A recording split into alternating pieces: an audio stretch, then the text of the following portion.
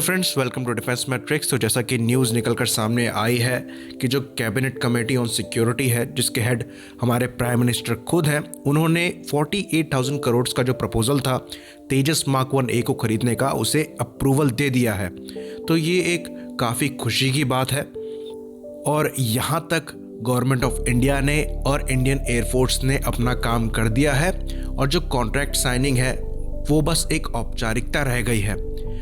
तो contract sign होने के बाद HAL का जैसा कमिटमेंट है, उन्हें 18 महीने में तेजस मार्क 1A को रोल आउट करना है। तो LCA तेजस मार्क 1 में करीबन 50% इंडिजिनस कंपोनेंट थे, ये बढ़कर 60% हो जाएंगे तेजस मार्क 1A में। और HAL ने इसकी जो तैयारी है वो ऐसे की है कि जो सेकेंड लाइन है मैन्युफैक्चरिंग फैसिलिटीज़ की, उसे इस्टेब्लिश कर दिया गया है नासिक और बेंगलुरु डिवीज़न में।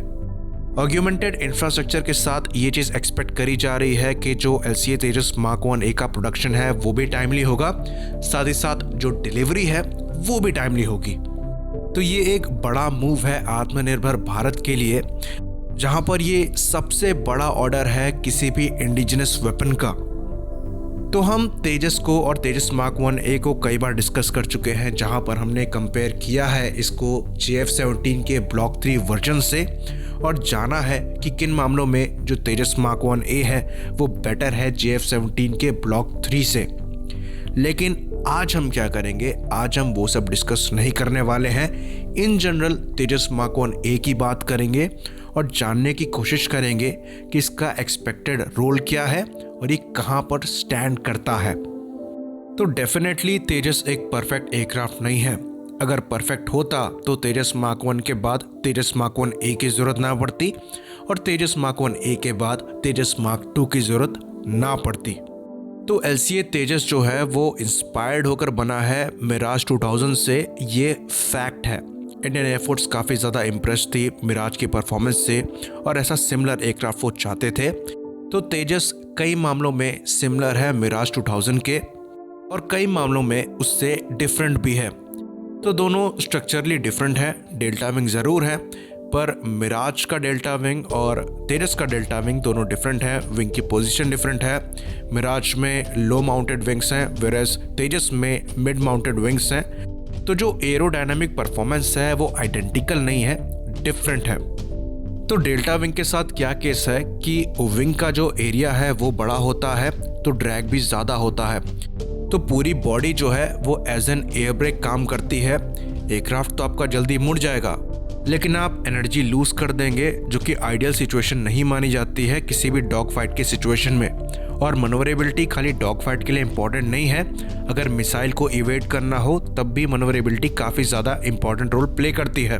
तो एनर्जी लूज करने के बाद इंजन को दोबारा से आफ्टर बर्नर में डाल के एनर्जी गेन करनी पड़ती है। इसमें फ्यूल की जो रिक्वायरमेंट है वो काफ़ी ज़्यादा होती है। तो मिराज के केस में मिराज में फ्यूल कैपेसिटी ज़्यादा है तेजस के कंपैरिजन में। तो तेजस में ये एक इशू है कि जो उसकी इंटरनल फ्यूल कैरिंग कैपेसिटी है वो कम है। तो उस चीज़ को कैटर करने के लिए तेजस को एक्सटर्नल ड्रॉप टैंक्स कैरी करने पड़ेंगे और अपनी एयर टू एयर रिफ्यूलिंग को यूज़ करना पड़ेगा। तो तेजस अगर कॉम्बैट में जाता है तो इसकी स्ट्रेटजी डिफरेंट होगी, वहाँ पर आपको एयर टू एयर रिफ्यूलिंग की ज़रूरत पड़ सकती है। तो अगर आपने 83 तेजस मार्क 1A के ऑर्डर दिए हैं तो आगे चलकर आपको एयर टू एयर रिफ्यूलर्स के भी ऑर्डर्स देने पड़ेंगे। तो हमारा जो पहला पॉइंट है वो ये है कि डेल्टा विंग्स को फ्यूल की रिक्वायरमेंट ज़्यादा होती है क्योंकि वहाँ पर एनर्जी लॉसेस ज़्यादा होते हैं। तेजस में जो कमी है वो ये है कि उसकी जो इंटरनल फ्यूल कैरिंग कैपेसिटी है वो कंपैरेटिवली मिराज के या अदर एयरक्राफ्ट के कम है। तो डेल्टा विंग्स क्योंकि एनर्जी जल्दी लूज करते हैं, उनका सस्टेन टर्न रेट कम होता है और ये मिसाइल को इवेट करते समय या डॉग फाइट्स में एक बहुत बड़ा इशू बन जाता है। साथ ही साथ इनकी लो स्पीड परफॉर्मेंस भी कुछ खास होती नहीं है। तो जो डेल्टा विंग एयरक्राफ्ट होते हैं वो अपने इंजन्स पे काफ़ी ज़्यादा रिलाय करते हैं। तो better response, better thrust to weight ratio एक इम्पॉर्टेंट एस्पेक्ट है। थैंकफुली LCA तेजस का जो थ्रस्ट टू वेट रेशियो है वो 1 को क्रॉस करता है, जो कि काफ़ी अच्छी बात है। तो मिराज 2000 का जो विंग डिज़ाइन है वो लो माउंटेड है। तो लो माउंटेड विंग्स में ऐसा माना जाता है कि जो एरोडायनामिक परफॉर्मेंस है वो ज़्यादा बेटर मिलती है, मनवरेबिलिटी ज़्यादा होती है, वेयरएज मिड माउंटेड में जो स्टेबिलिटी है और मनवरेबिलिटी है दोनों बैलेंस में होती है, जैसा कि LCA तेजस में है।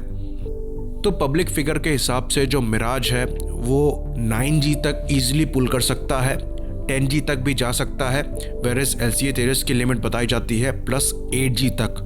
तो फिगर्स बताते हैं कि जो मिराज 2000 है उसकी परफॉर्मेंस एरोडायनामिकली बेटर है LCA तेजस से। तो ये तो कमियां हमने बता दी LCA तेजस की। अब बात करेंगे इसके पॉजिटिव पॉइंट की। तो LCA तेजस का जो पॉजिटिव पॉइंट है वो उसका साइज़ है। ये उसकी कमी भी है, ये उसका पॉजिटिव पॉइंट भी है। छोटा साइज़ होने की वजह से वो फ्यूल तो कम कैरी करता है, पर छोटा साइज़ होने की वजह से उसका RCS भी कम हो जाता है। साथ ही साथ उसमें कंपोजिट मटेरियल्स यूज़ किए गए हैं। तो कुल मिला जुलाकर जो उसका RCS है वो बताया जाता है 0.5 मीटर स्क्वायर का। और ये जो फैक्टर है ये काफ़ी ज़्यादा इम्पॉर्टेंट रोल प्ले करने वाला है बियॉन्ड विजुअल रेंज कॉम्बैट में। तो जैसा कि हम जानते हैं ये टाइम चल रहा है बियॉन्ड विजुअल रेंज कॉम्बैट का, और RCS छोटा होने की वजह से ये एयरक्राफ्ट काफ़ी देर में देखा जाएगा एनिमी के द्वारा। तब तक ये अपने एवियोनिक्स को यूज़ करते हुए एनिमी को देख सकता है और बियॉन्ड विजुअल रेंज की मिसाइल को पहले फायर कर सकता है। तो ये ऑफेंसिव रोल में यूज़ होगा, वेयरएज डिफेंसिव रोल में इसको थोड़ा सा माइनस पॉइंट आएगा इसकी मनोवरेबिलिटी कंपेरेटिवली लेस होने की वजह से मिराज के कंपैरिजन में। तो इसकी मनोवरेबिलिटी को हम मिराज से कंपेयर कर रहे हैं क्योंकि उसे हमने स्टैंडर्ड मान रखा है। JF-17 से हम कई बार कंपैरिजन कर चुके हैं, इसका इंस्टेंटेनियस टर्न रेट बेटर है JF-17 से। तो सिंगल सर्कल डॉग फाइट में ये डोमिनेट करेगा उसे मनोवरेबिलिटी में। तो क्योंकि ये ऑफेंसिव रोल में अच्छा निकलकर सामने आ रहा है अपने लो RCS की वजह से, तो इसको उस रोल में बेटर बनाने के लिए आपको बेटर एवियोनिक्स चाहिए, बेटर रेडार चाहिए और बेटर बियॉन्ड विजुअल रेंज की मिसाइल चाहिए, जो अपग्रेड तेजस मार्क 1A में किया जा रहा है। साथ ही साथ अपने आप को बचाने के लिए इसे better electronic counter measures jammers चाहिए, जो अपग्रेड भी तेजस मार्क 1A में किया जा रहा है। दूसरी चीज़, मिड माउंटेड विंग कॉन्फ़िगरेशन की वजह से इसमें स्टेबिलिटी ज़्यादा है, तो ग्राउंड अटैक के लिए ये एक आइडियल ऑप्शन बन जाता है। तो लो रडार क्रॉस सेक्शन और बेटर ग्राउंड अटैक एबिलिटी की वजह से बॉर्डर क्रॉस करके अपने ऑपरेशंस को परफॉर्म करने के लिए ये एक आइडियल ऑप्शन रहेगा। तो फ्यूचर के कोवर्ट ऑप्स के लिए सबसे आइडियल ऑप्शन आपके पास LCA तेजस ही रहेगा। तो यही रीज़न है कि तेजस मार्क 1A के जो ऑर्डर हैं वो कंपेरेटिवली ज़्यादा है तेजस मार्क 1 के ऑर्डर से। लेकिन ये चीज़ हमें दिमाग से निकालनी नहीं है कि जो अभी की कॉन्फ़िगरेशन है उसमें भी जो JF-17 ब्लॉक 1 और 2 हैं वो इन्फीरियर हैं तेजस मार्क 1 से। आई होप तेजस के रोल को आप लोग समझ पाए होंगे।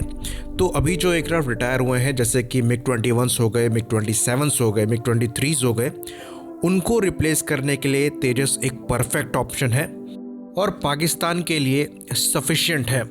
तो डेफिनेटली तेजस वर्ल्ड का बेस्ट एयरक्राफ्ट नहीं है, हम इसकी कमियां बता चुके हैं, लेकिन जिस काम के लिए इसे रखा जा रहा है उसके लिए ये काफ़ी अच्छा एयरक्राफ्ट है और पाकिस्तान के लिए सफिशिएंट है।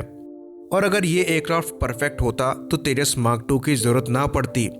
तेजस मार्क 2 को बनाया गया क्योंकि इसकी परफॉर्मेंस ज़्यादा बेटर करनी थी, जहां पर इंटरनल फ्यूल कैरिंग कैपेसिटी बढ़ेगी, आगे कनाट्स लगाए गए हैं ताकि सस्टेन टर्न रेट की परफॉर्मेंस बेटर निकल कर आ सके, और इंजन को चेंज किया जा रहा है ताकि और better thrust to weight ratio मिले। तो मिराज की परफॉर्मेंस को जो तेजस मार्क 2 है वो डेफिनेटली एक्सीड करेगा और उनका एक परफेक्ट रिप्लेसमेंट निकल कर सामने आएगा।